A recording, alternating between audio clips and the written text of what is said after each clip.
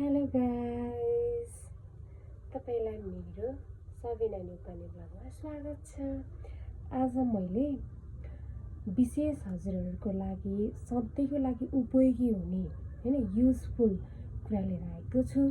त्यो के हो भनेर एकदम एक्साइटेड हुनुहुन्छ हजुरहरू, हेर्नको लागि एक्साइटेड हुनुहुन्छ। एकैछिन वेट गर्नुहोस् है त।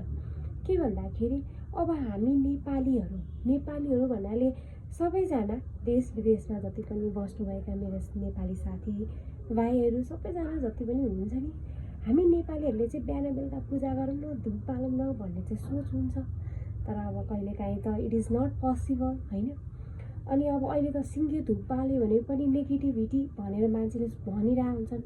त्यही भएर मैले आज हजुरलाई एकदम सजिलो तरिकाले घरमै बसी कुनै बेला फुर्सद भएको बेलामा युज गरौँ न त, आफ्नो माइन्डलाई युज गरौँ, केही नयाँ चिज बनाऊँ भनेर सोच्नुहुन्छ भने आफ्नो माइन्डलाई पनि क्रिएटिभ बनाउने प्लस दिमाग चाहिँ चारैतिर नभाग्ने हिसाबले, दिमागलाई चाहिँ चारैतिर नलैजाने के आफ्नो काम के हो हैन, त्यही गर्नको लागि चाहिँ एकदम गर्छु म। मेरो आफ्नो भगवानको लागि चाहिँ आफैले धुप बनाएर बाल्छु बिहान बेलुकाको भन्न चाहनुहुन्छ भने चाहिँ वेलकम छ है, हजुरहरूलाई म सिकाउँछु। यहाँ हेर्नुहोस् है त साथीहरू, मैले चाहिँ अब यहाँ हेर्नुहोस् है के भन्दाखेरि अब हामीलाई चाहिँ एउटा नेपाली कागज एकदम इम्पोर्टेन्ट हुन्छ। नेपाली कागज तपाईँलाई मैले फर्स्टदेखि देखाउँछु, तर मैले आज विशेष चाहिँ तपाईँलाई यो कटिङ पिस देखाउँछु कि हाम्रो घरको लागि धेरै लङ, ठिकै आफूलाई जत्रो मनपर्छ त्यत्रै युज गर्न सकिन्छ होइन। अब यसमा चाहिँ तपाईँहरूले के गर्नुहोस् भन्दाखेरि चाहिँ होइन, मैले पेपर राखेँ है त, हजुरहरूलाई अब देखाउनु पर्यो। मैले अब आज एकदम मलाई नि ल हजुरहरूले देख्नुभयो यसरी राख्ने के, जस्तो प्लेन खालको अब जस्तै नाङ्लोहरू भए पनि हुन्छ, आफूसँग आफ्नो घरमा जे छ त्यही युज गर्ने के। अनि मेरो घरमा चाहिँ यही भएर मैले यही युज गरेँ है साथीहरू, हेर्नुहोस् है।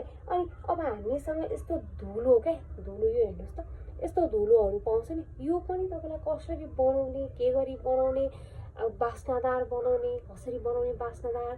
जस्तै घरमा अब आफ्नो मन हो होइन, मान्छेको सबैको आफ्नो मन हुन्छ, मेरो पनि मन छ, मलाई पनि कहिले चाहिँ अब के गरौँ भन्ने हुन्छ होइन। अनि कहिलेकाहीँ चाहिँ मैले अब यसमा मिक्स गर्छु क्या, त्यो मिक्स धुलो कसरी बनाउने के गर्ने भने अर्को भिडियोमा भन्छु है।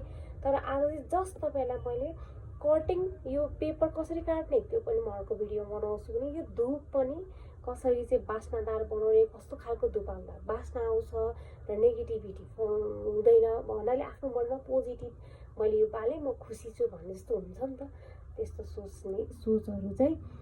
सोचहरूलाई चाहिँ बिल्ड अप गरेर चाहिँ मैले चाहिँ तपाईँलाई यो पछि सिकाउँछु।